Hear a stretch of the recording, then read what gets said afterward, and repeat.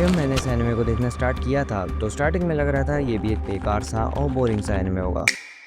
But trust me, जब इस anime को मैंने फिनिश करा तब मेरे दिमाग में बस सैडनेस, थोड़ी सी हैप्पीनेस और ट्रॉमा ही था।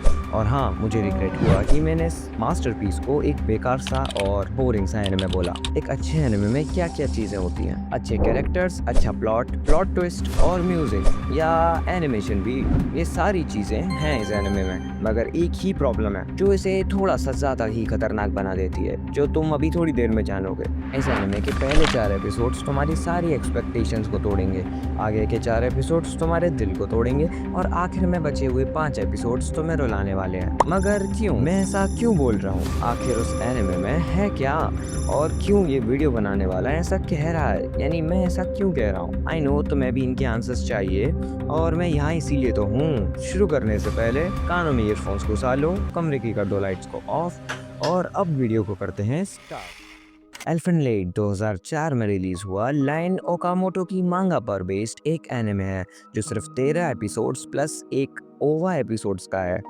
इस एनिमे का नाम एल्फेन लेट एक जर्मन पोएम से लिया गया है जिसका मीनिंग होता है सॉन्ग ऑफ द एल्व्स। इस एनिमे को एनिमेट करने वाले स्टूडियोज हैं स्टूडियो आर्म्स और स्टूडियो गट्स। और तुम जरा इनका आर्टवर्क देखो यार।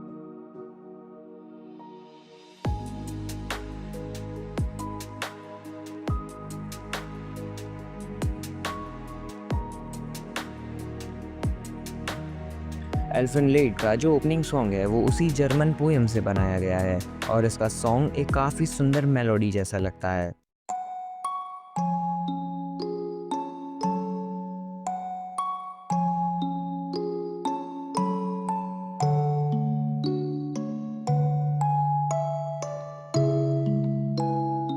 इसलिए ये वो सारी बातें नहीं हैं जो इसको ज़्यादातर एनिमे से बेहतर बनाती हैं। एल्फेन लेट की स्टोरी एक ऑल्टरनेट जापान वर्ल्ड में सेट है जहां हमें एक नई स्पीशीज देखने को मिलती है जो इंसानों की तरह बात कर सकती है, खाना खा सकती है, समझदार है और एक स्पेशल चीज़ वो टेलीकिनेसिस का यूज़ कर सकती है।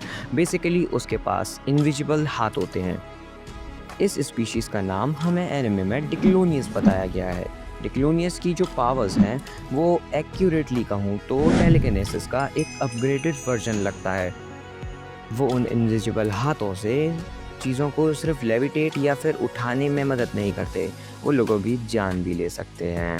बस यही वो पॉइंट है जहाँ तुम्हें डिक्लोनियस से डरना चाहिए और जब तुम एनिमे देखोगे तो तुम्हें डर भी लगेगा। एपिसोड 1 की स्टार्टिंग में हमें एक डिक्लोनियस लड़की को दिखाया जाता है जो शायद एक आइलैंड पर बनी एक एक्सपेरिमेंटल लैब में थी। उसी एपिसोड में आगे हमें उसका नाम भी पता चलता है, उसका नाम है लूसी।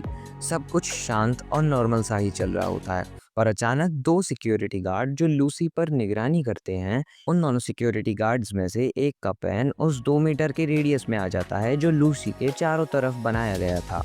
और वो गार्ड उस पेन को उठाने के लिए जैसे ही हाथ को उस 2 मीटर के रेडियस के अंदर डालता है तो उसके साथ कुछ ये होता है।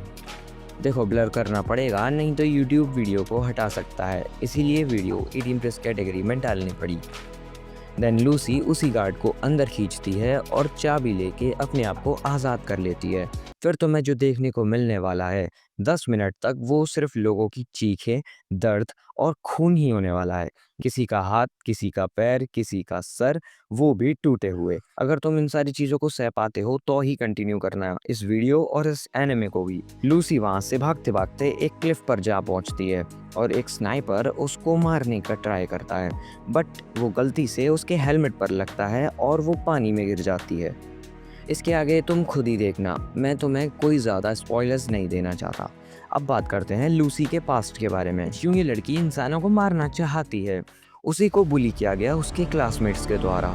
उसी की सबसे प्यारी दोस्त उससे डरने लगी और जब ये सारी चीज़ें ओवर द टॉप हो गईं, जब बुली करने वाले बच्चों ने लूसी का एकमात्र पेट को भी मार डाला, तब उसने जो खून की नदियाँ बहाई हैं क्लासरूम में, वो तुम देखकर तुम्हारी आत्मा कांप उठ जाएगी भाई। कांप जाएगी। देखो, जैसे हर किसी के लिए ऊपर वाला किसी को भेजता है, उसी तरह लूसी को मिला एक लड़का जिसका नाम कोता था, जिससे लूसी प्यार कर बैठी। वो बच्ची जो शायद उस पल भूल चुकी थी कि वो इंसान नहीं है। जो तुमने अभी लूसी का पास्ट के बारे में सुना, वो सिर्फ इसका 25% था। बाकी का पास्ट तुम सीरीज देखकर खुद जानोगे तो ही बढ़िया होगा। इस एनिमे से हम रियल लाइफ लेसन्स जैसे एक्सेप्टेंस और ह्यूमैनिटी के बारे में भी जानने को मिलता है। इस एनिमे की एंडिंग मांगा से अलग है और basically I love the animes ending, जो मैं तुम्हें नहीं बता सकता। एक बार डिस्क्रिप्शन चेक कर लो, क्योंकि मुझे पता है तुम्हारे दिमाग में ये सारे क्वेश्चंस चल रहे हैं। क्या हिंदी डब अवेलेबल है? कहाँ मिलेगा ये एनिमे? एग्जैक्ट नेम क्या है? कौन सी वेबसाइट पे देखूं? या दिव्युकुन यानी इस चैनल को सब्सक्राइब करूं या नहीं? कर दो यार, मैं भी इस टाइप की वीडियोस डालता हूँ यार। मेरा गोल ये नहीं है, मेरा गोल ये है कि इस साल के एंड तक मैं 1K सब्सक्राइबर्स को हिट कर पाऊँ, और वो भी मेरी रियल ऑडियंस जो मेरी वीडियोस देखे उनके साथ। चलो, आज की वीडियो यहीं पर समाप्त होती है। और अगर उससे पहले तुम्हें ये नहीं पता कि मांगा और मांगा को पढ़ा कैसे जाता है, तो ये रही वीडियो। जाओ मौज करो। Love you guys and sayonara.